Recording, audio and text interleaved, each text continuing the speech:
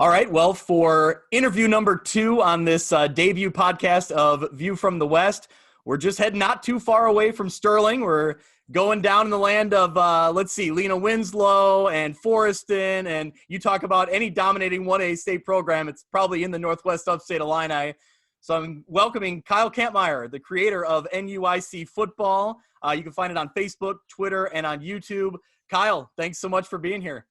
Yeah, thanks, Greg. I appreciate you having me on. Of course, this is always exciting, especially considering that we're in the middle of a global pandemic and we're getting ready to return to sports here in the state of Illinois.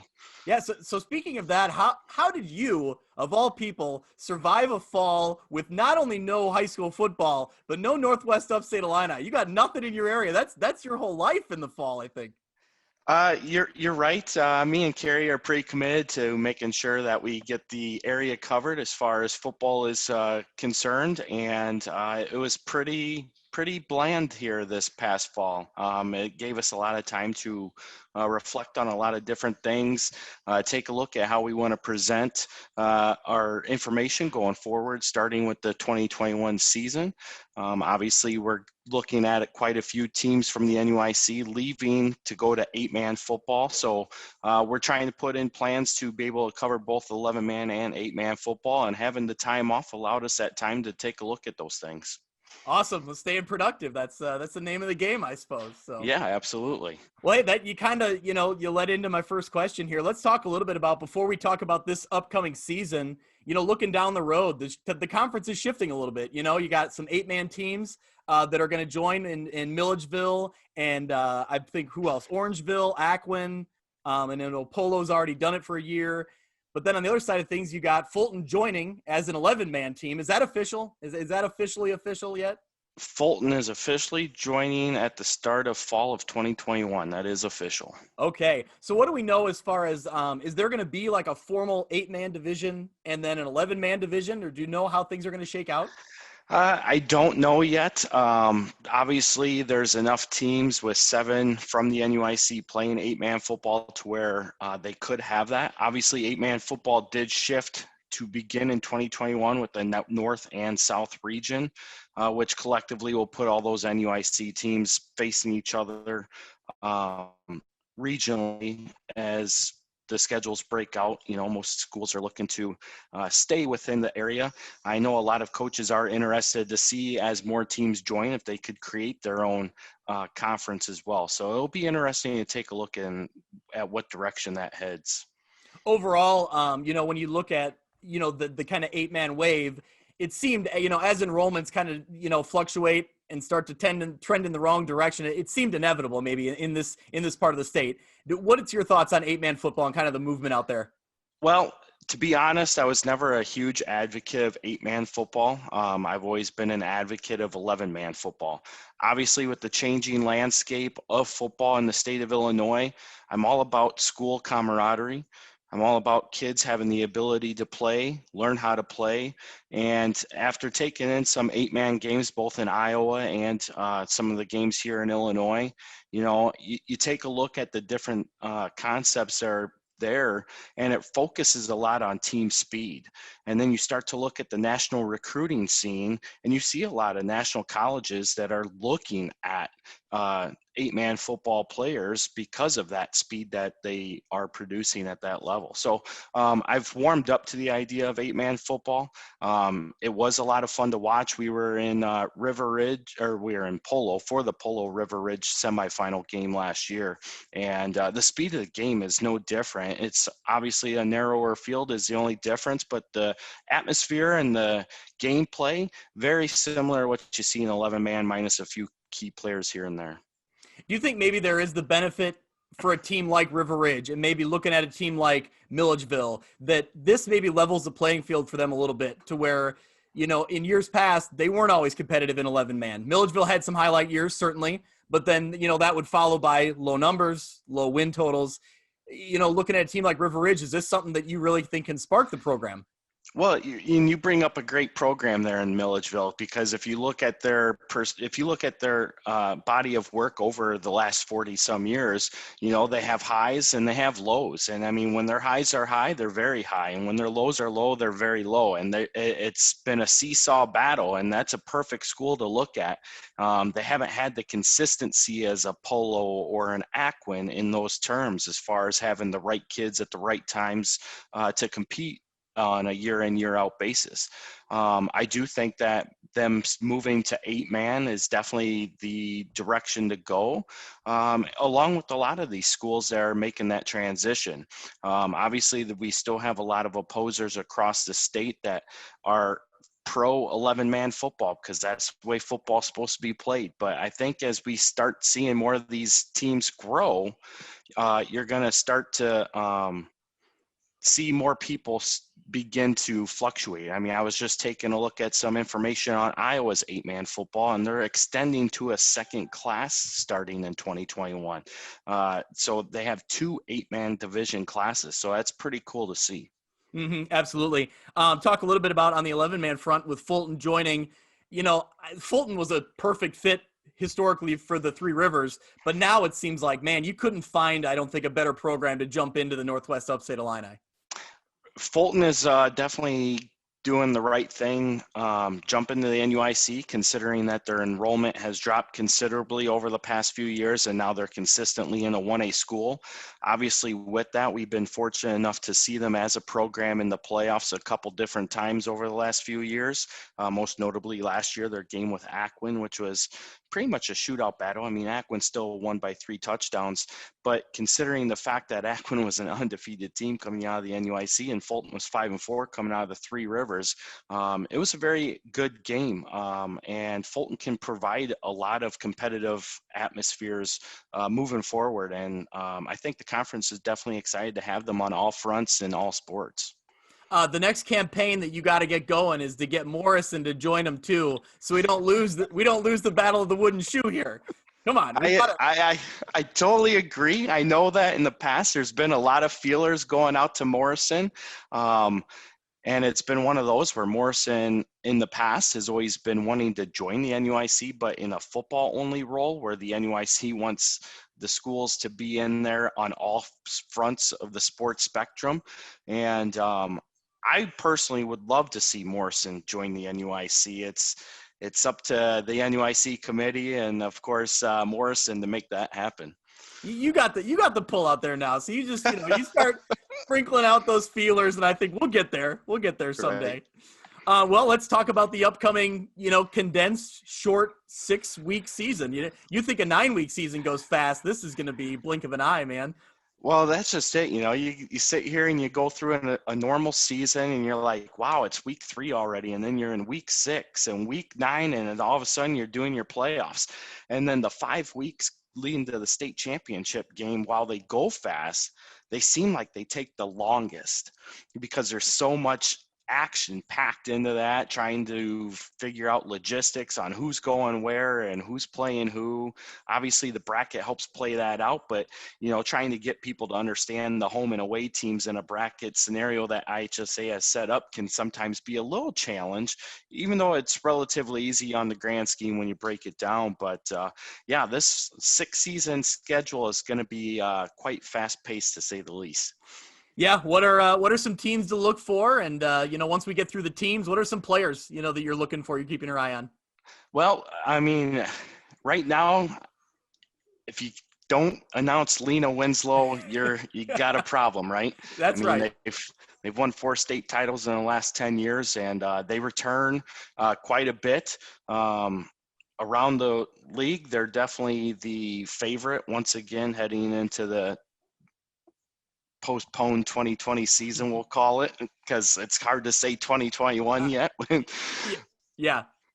But you got Lena Winslow on the front for the North Division, and you have Aquin that brings back a boatload of playmakers off of last year's quarterfinal team, and they were undefeated last year until they ran into that buzzsaw called Lena Winslow, and they're gonna be right there nip and tucking. I mean, when you take a look at what Lena Winslow lost compared to what Aquin's gaining, there's going to be a little bit more parity there among the front runners. Some other teams to definitely keep a lookout for. You can never count out Forreston, especially in the last 10 years.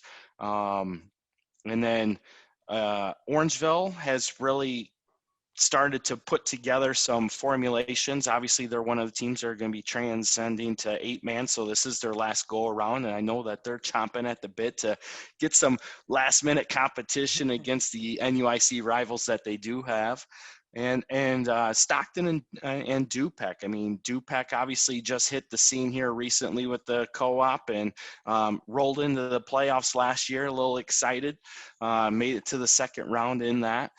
But they bring back a lot of talent. They're ready to go. And Stockton will face a new challenge with the new head coach and Matt Leitzen, but Coach Leitzen's very familiar with the NUIC, playing for Stockton, and of course coaching at West Carroll the last few years. So he's got a lot of history under his belt to help guide the Blackhawks with a lot of returning starters there as well. Yeah, so you mentioned Orangeville and Aquin. They're both going 8-man, right, following this year? That's correct. And both teams should be pretty good 11-man teams. So yes, yeah. So when you take a look at, you have these big talent 8 or 11-man teams that are getting ready to shift to 8-man. I mean, if you were to do a state ranking this year, which I anticipate there should be one, if there's not, we're going to still generate our version of it. But when you take a look at it, I mean, Orangeville and Aquin both should be ranked top 10 to start off the season at least. Yeah. So, I mean, that's a huge benefactor for going to 8-man football, especially getting the playoff history that Aquin has. All right, hey, let's transition. We'll do a little bit of no huddle questions here. We'll move them quick. These are kind of the intangibles. All right. I need you to give me your top 3 Northwest Upstate Illini uniforms. Oh, wow. Top 3 uniforms. You only got 3. Okay. Stockton, love their uniforms. Lena Winslow and Orangeville. Wow, that was pretty quick. That was good. The criticism we always hear is Orangeville's not orange, but I've come to know it. But I think it throws other people off. But it's like I tell Coach Doyle and Coach Snyder, I love the purple and gold, man. Yeah, and they were always a rival of mine, being from Dakota. So I was gonna say you're a Dakota guy, and that uniform did not come up. It did not. I'm not a fan of the current style of Dakota uniforms. Okay, what about the helmet though? Helmet's good, right? The helmet's cool. I love the helmet look. Yeah. I like what Coach Freed did there, trying to play an ode to Coach Lano and the spear, and then kind of put in his new development along with the players' ideas behind it. So I thought that was pretty cool. Okay, absolutely. I do like that. All right, same thing. Top 3 venues to watch a game. Dakota, Pecatonica, and River Ridge. Wow. Okay. Let's see. I've been to Dakota. Now, you're from Dakota, so you gotta love that one. That's your home. Do. It may be biased, but I feel that Dakota has the best atmosphere as far as an overall campus, with the football field right there, the track around it. A lot of people don't like the track around the football field. Me personally, I think it gives it an added touch. Yep. I would throw Milledgeville in there. I know I'm biased because they're kind of my go-to team. That's a team we covered a lot. So I love how you bring that up. So if you had to actually throw in atmospheres, Milledgeville has a great one with the fans right on the field, and same with Stockton. I love those 2 places. I like Stockton because it's kind of like it's the city park. It's just kind of right there, and it's cool. That's a beautiful place to drive up to on a Saturday in November. Well, and being right on US 20, you get the semis driving by at night, and they start honking the horns as they're going by. I mean, Stockton's always been a very intimidating place to play when you're not the home team. So absolutely, definitely love Stockton. Maybe one of my favorite stories ever from covering local high school sports. I left a Stockton game. I pull into Casey's and I'm getting gas, and there's an older gentleman who on the other side of the gas pump pumping. He sees my TV car and he kind of peeks his head around the corner, and all he says is, "How our boys look today?" And I just thought, that's everything, man. You just said so much right there. Stockton how our loves boys their look football. today. Yeah. Stockton loves their football, man. There's no doubt about it. It was perfect. All right, now you need to create a coaching staff out of current coaches in the NUIC. You need a head coach, an offensive coordinator, and a defensive coordinator. Oh, wow. Who are you going to go with? Head coach, I'm going to go with Rick Aaron. There's no doubt about that. Yep. You can't bypass a Hall of Famer. Offensive coordinator. I like the play schemes that Dan Blackburn has over at Aquin. He knows how to mix it up a lot. They were pretty high powered, right? Last couple of years. They've been very high powered. They run a spread offense, but they like to utilize the running game within the spread offense. And it works well for Aquin, especially considering the lack of size that they have up front. Yep.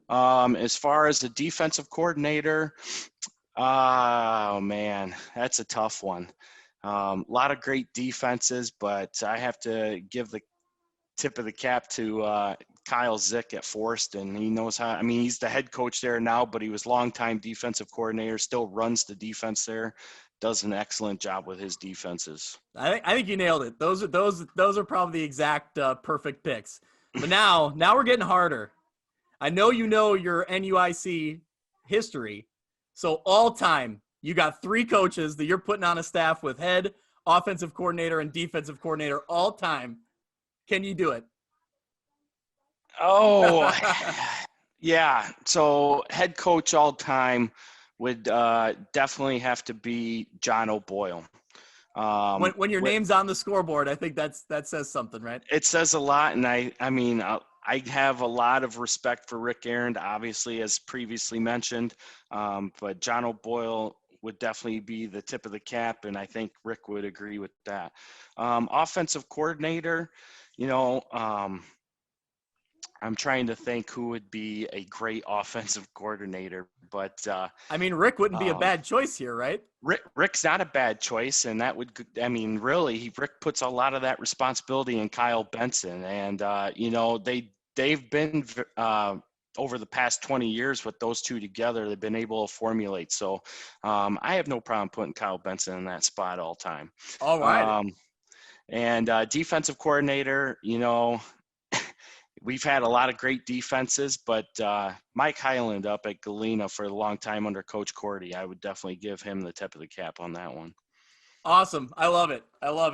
All right. Now we're going totally off the field. Last question's a 2-parter.